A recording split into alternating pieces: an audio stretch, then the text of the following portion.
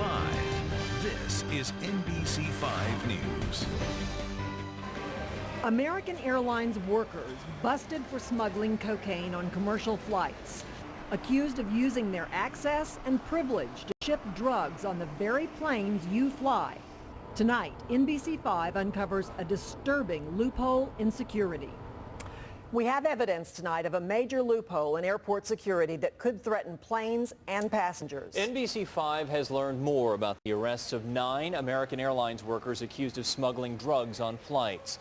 The details of how they managed to get drugs onto planes point to a serious weakness in security. NBC5's Scott Friedman is here tonight with the investigation you'll see only on 5. Scott? Brian, NBC5 has learned those workers were able to put hundreds of suitcases on American Airlines flights without anyone knowing what was inside them. In this case, it's drugs they're accused of hiding in those bags. But counterterrorism experts fear it could have easily been something much more dangerous to the people on board those flights. Federal agents put the cuffs on the airline workers in a raid in San Juan, Puerto Rico. 9 American Airlines employees accused of smuggling cocaine on commercial flights. A drug enforcement agency report obtained by NBC5 says the men were able to hide an estimated 322 suitcases on flights to New York and Miami. This is not just drugs that are coming into our country, but this is a big hole in our homeland security. Former Customs Agent A.J. Irwin headed a terrorism task force for the Justice Department.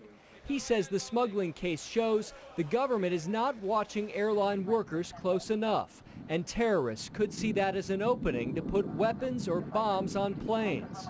They would be more likely to want to compromise an employee, an existing employee, who could move through the tarmac and all the secure facilities without question.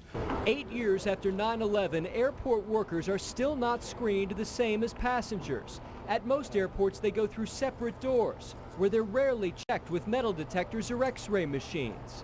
I've always wondered why they would be held at a different standard than what we would be, and what's the point of all the TSA regulations and rules if they can smuggle over 300 bags? Some workers can even drive trucks onto the tarmac through checkpoints often staffed by private security companies and not the government.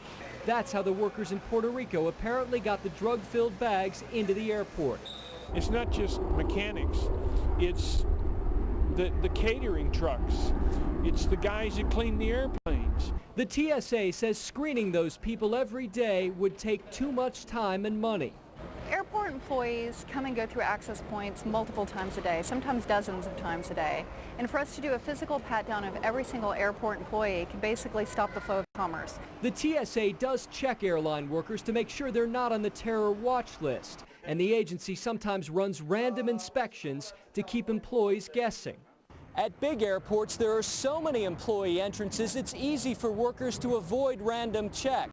There's almost always another gate where the TSA is not looking.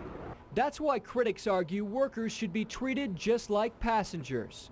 That type of security needs to be applied on the tarmac and to airline employees as well. For now, the loophole remains open, one that apparently allowed 9 men to put whatever they wanted onto planes hundreds of times.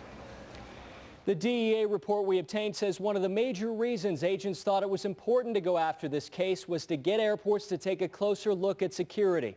That's already happening in San Juan, where the Port Authority has announced steps to tighten security after meetings with the FBI and TSA. The private security guards at the gates in San Juan apparently never challenged the worker who drove the drugs onto the tarmac, and investigators say the men were able to get away with it for 10 years without being caught. Brian?